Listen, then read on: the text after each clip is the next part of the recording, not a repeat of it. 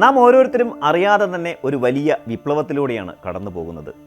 Artificial ഇൻ്റലിജൻസിനെക്കുറിച്ചും റോബോട്ടുകളെക്കുറിച്ചും നാം ചർച്ച ചെയ്യുമ്പോൾ നമ്മുടെ ചുറ്റുമുള്ള പല ഭൗതിക വസ്തുക്കളും നിശബ്ദമായി അപ്രത്യക്ഷമായിക്കൊണ്ടിരിക്കുകയാണ്. അടുത്ത 5 വർഷത്തിനുള്ളിൽ, അതായത് 2030ഓടെ ഇന്ന് നാം കാണുന്ന അത്യാവശ്യമെന്ന് കരുതുന്ന പല സാധനങ്ങളും മ്യൂസിയങ്ങളിലെ പ്രദർശന വസ്തുക്കളായി മാറിയേക്കാം. ഓർമ്മയില്ലേ, 80കളിലും 90കളിലും പാട്ടുകൾ കേൾക്കാൻ നമ്മൾ പ്രധാനമായും ആശ്രയിച്ചിരുന്നത് കാസറ്റുകളെയായിരുന്നു. പെൻസിൽ ഉപയോഗിച്ച് കാസറ്റ് ചുരുട്ടുന്നതും റീൽ കുരുങ്ങിയാൽ അത് ശ്രദ്ധയോടെ നേരെയാക്കുന്നതുമൊക്കെ അന്നത്തെ കൗതുകങ്ങളായിരുന്നു. എന്നാൽ CD-കളുടെ വരവോടെ കാസറ്റുകൾ പിന്തള്ളപ്പെട്ടു. അതെല്ലാം കഴിഞ്ഞ് ഇന്ന് സ്ട്രീമിംഗ് ആപ്പുകൾ, അതായത് സ്പോട്ടിഫൈ അല്ലെങ്കിൽ യൂട്യൂബ് മ്യൂസിക് അതൊക്കെ വന്നതോടെ കാസറ്റുകളും CD-കളുമൊക്കെ വെറും ഓർമ്മകൾ മാത്രമായി. അതുപോലെ തന്നെ വീഡിയോ ലൈബ്രറികളിൽ പോയി കാസറ്റുകൾ വാടകയ്ക്കെടുത്തിരുന്ന ഒരു കാലമുണ്ടായിരുന്നു നമുക്ക്. സിനിമകൾ കാണാൻ VCP അല്ലെങ്കിൽ VCR അനിവാര്യമായിരുന്നു. ഇന്നതൊക്കെ ഓർക്കുമ്പോൾ ഒരു പക്ഷേ കൗതുകമാകും പലർക്കും തോന്നുക. കമ്പ്യൂട്ടറുകളുടെ ആദ്യകാലത്ത് വിവരങ്ങൾ ശേഖരിച്ചു വെക്കാൻ ഉണ്ടായിരുന്ന ഏക വഴി ഫ്ലോപ്പി ഡിസ്കുകളായിരുന്നു. വെറും 1.44 MB മാത്രം സ്റ്റോർ ചെയ്യാവുന്ന ആ ഫ്ലോപ്പികൾ എത്ര പെട്ടെന്നാണ് അപ്രത്യക്ഷമായത്.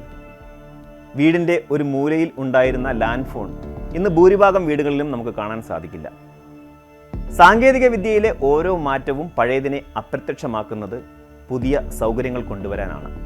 മാറ്റങ്ങൾ പലപ്പോഴും പെട്ടെന്നാവില്ല, പക്ഷേ അവ അനിവാര്യമാണ്. നമ്മുടെ പോക്കറ്റിലെ താക്കോൽ കൂട്ടം മുതൽ മേശപ്പുറത്തെ വയറുകൾ വരെ ഇല്ലാതാകുന്ന ഈ ഡിജിറ്റൽ യുഗത്തിലെ പ്രധാന മാറ്റങ്ങളെക്കുറിച്ച് നമുക്ക് വിശദമായി ഒന്ന് പരിശോധിക്കാം. അതിലാദ്യം കേബിൾ TV-യുടെ അന്ത്യമാണ്. ഒരു കാലത്ത് വൈകുന്നേരങ്ങളിൽ കുടുംബം മുഴുവൻ TV-ക്ക് മുന്നിൽ ഒത്തുകൂടിയിരുന്ന കാലം ഓർമ്മയുണ്ട്. ഓരോ അരമണിക്കൂറിലും വരുന്ന പരസ്യങ്ങളും ഇഷ്ടപ്പെട്ട സിനിമ കാണാൻ ചാനലുകൾ മാറി മാറി സെർച്ച് ചെയ്യുന്നതും ഇനി ചരിത്രമാകും. കേബിൾ TV കണക്ഷനുകളും ഡിഷ് ആൻറ്റിനകളും ഇന്ന് വലിയൊരു പ്രതിസന്ധി നേരിടുകയാണ്. സ്ട്രീമിംഗ് പ്ലാറ്റ്ഫോമുകളായ നെറ്റ്ഫ്ലിക്സ്, യൂട്യൂബ്, ഹോട്ട്സ്റ്റാർ എന്നിവയുടെ വളർച്ചയാണ് കേബിൾ TV-യുടെ അന്തകനായത്. ഉപഭോക്താവിന് ഇഷ്ടമുള്ള സമയത്ത് ഇഷ്ടമുള്ള ഉപകരണത്തിൽ, അതായത് മൊബൈൽ, ലാപ്ടോപ്പ് അല്ലെങ്കിൽ TV, അതിൽ സിനിമകളും പരിപാടികളും കാണാം എന്ന സൗകര്യമാണ് ഇതിലേക്ക് നയിച്ചത്. ഹൈസ്പീഡ് ഇൻ്റർനെറ്റും സ്മാർട്ട് TV-കളും സാധാരണമായതോടെ കോഡ് കട്ടിംഗ് എന്ന പ്രവണത വർദ്ധിച്ചു. അടുത്ത 5 വർഷത്തിനുള്ളിൽ പരമ്പരാഗത കേബിൾ TV ബോക്സുകൾ പൂർണ്ണമായും അപ്രത്യക്ഷമായേക്കാം. രണ്ടാമത്തത് വയറുകൾ അഥവാ കേബിളുകൾ ഇല്ലാത്ത ലോകം, അതായത് 100% വയർലെസ് ഭാവി.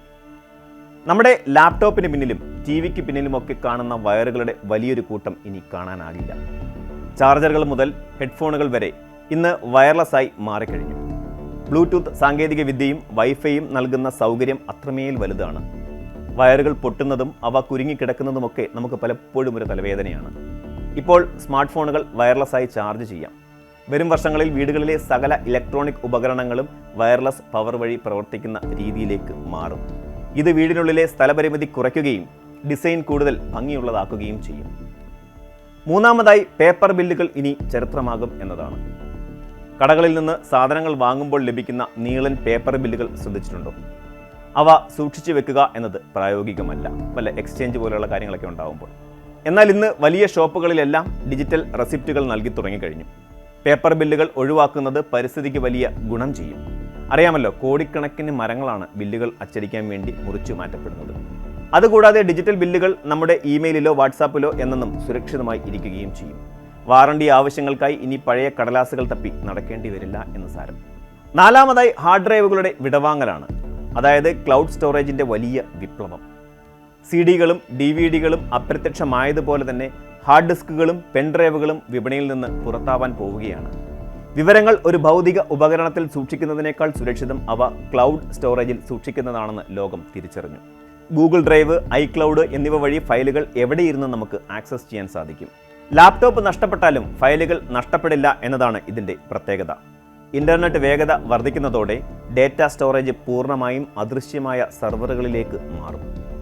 അഞ്ചാമതായി താക്കോലുകളുടെ ആവശ്യം അവസാനിക്കുന്നു എന്നതാണ്. വീടിൻ്റെയോ കാറിൻ്റെയോ താക്കോൽ മറന്നുപോയാലുണ്ടാകുന്ന ടെൻഷൻ ഇനി വേണ്ട. ഫിംഗർ പ്രിൻ്റ്, ഫേസ് ID എന്നിവ ഉപയോഗിച്ച് തുറക്കാവുന്ന സ്മാർട്ട് ലോക്കുകൾ ഇന്ന് സർവ്വസാധാരണമാണ്. താക്കോൽ മോഷ്ടിക്കപ്പെടാം, അല്ലെങ്കിൽ വ്യാജമായി നിർമ്മിക്കാം. എന്നാൽ നിങ്ങളുടെ വിരലടയാളമോ കൃഷ്ണമണിയോ അനുകരിക്കുക പ്രയാസമാണ്. കാറുകൾ പോലും ഇന്ന് സ്മാർട്ട് ഫോൺ ഉപയോഗിച്ച് സ്റ്റാർട്ട് ചെയ്യാൻ സാധിക്കുന്ന രീതിയിലേക്ക് മാറിക്കഴിഞ്ഞു. അടുത്ത ഏതാനും വർഷത്തിനുള്ളിൽ നമ്മുടെ പോക്കറ്റുകളിൽ താക്കോലുകൾക്ക് സ്ഥാനമുണ്ടാകില്ല എന്ന് സാരം. ആറാമതായി കറൻസി നോട്ടുകളുടെ അപ്രത്യക്ഷമാകൽ. ഇന്ത്യയിൽ UPI വരുത്തിയ മാറ്റം വിസ്മയിപ്പിക്കുന്നതാണ്. ഒരു ചായക്കടയിൽ പോലും ഇന്ന് QR കോഡ് ഉപയോഗിച്ച് പണമടയ്ക്കാം. പേപ്പർ പണം കൊണ്ടു നടക്കുന്നവരുടെ എണ്ണം വൻതോതിൽ കുറഞ്ഞു വരികയാണ് നമ്മുടെ രാജ്യത്ത്. സെൻട്രൽ ബാങ്ക് ഡിജിറ്റൽ കറൻസികളും ക്രിപ്റ്റോ കറൻസികളും വരുന്നതോടെ പണം എന്നത് വെറും അക്കങ്ങൾ മാത്രമായി ചുരുങ്ങും. പണം മോഷ്ടിക്കപ്പെടാനുള്ള സാധ്യത കുറയുകയും സാമ്പത്തിക ഇടപാടുകൾ കൂടുതൽ സുതാര്യമാവുകയും ചെയ്യും. ഇത് ഒരു ക്യാഷ്ലെസ് സൊസൈറ്റിയിലേക്കുള്ള മാറ്റമാണ്.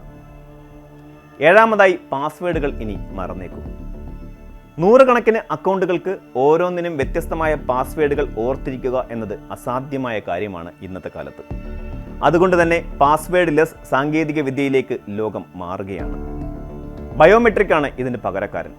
നിങ്ങളുടെ മുഖമോ വിരലടയാളമോ ഉപയോഗിച്ച് ലോഗിൻ ചെയ്യാമെന്നിരിക്കെ എന്തിനാണ് അക്ഷരങ്ങളും അക്കങ്ങളും ഓർത്തിരിക്കുന്നത്? നാം മാറ്റത്തിന് തയ്യാറെടുക്കേണ്ട സമയമാണിത്. പഴയ സാങ്കേതിക വിദ്യകളോടുള്ള വൈകാരികപരമായ അടുപ്പം ചിലപ്പോൾ നമുക്കുണ്ടാകാം.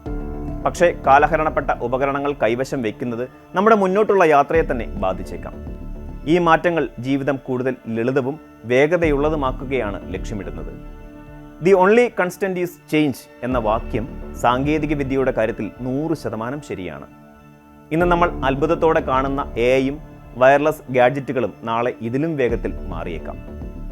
ഞാൻ ഈ പറഞ്ഞ ലിസ്റ്റിൽ ഇല്ലാതാകുന്നതിൽ നിങ്ങൾക്ക് ഏറ്റവും കൂടുതൽ സങ്കടം തോന്നുന്നത് എന്തിനെക്കുറിച്ചാണ്? അല്ലെങ്കിൽ ഈ പഴയ കാര്യങ്ങളിൽ നിങ്ങൾ ഏറ്റവും കൂടുതൽ മിസ് ചെയ്യുന്നത് എന്തിനെയാണ്? ഏതുപകരണം മാറിയപ്പോഴാണ് നിങ്ങൾക്ക് ഏറ്റവും കൂടുതൽ പ്രയാസമോ അല്ലെങ്കിൽ അത്ഭുതമോ തോന്നിയത്?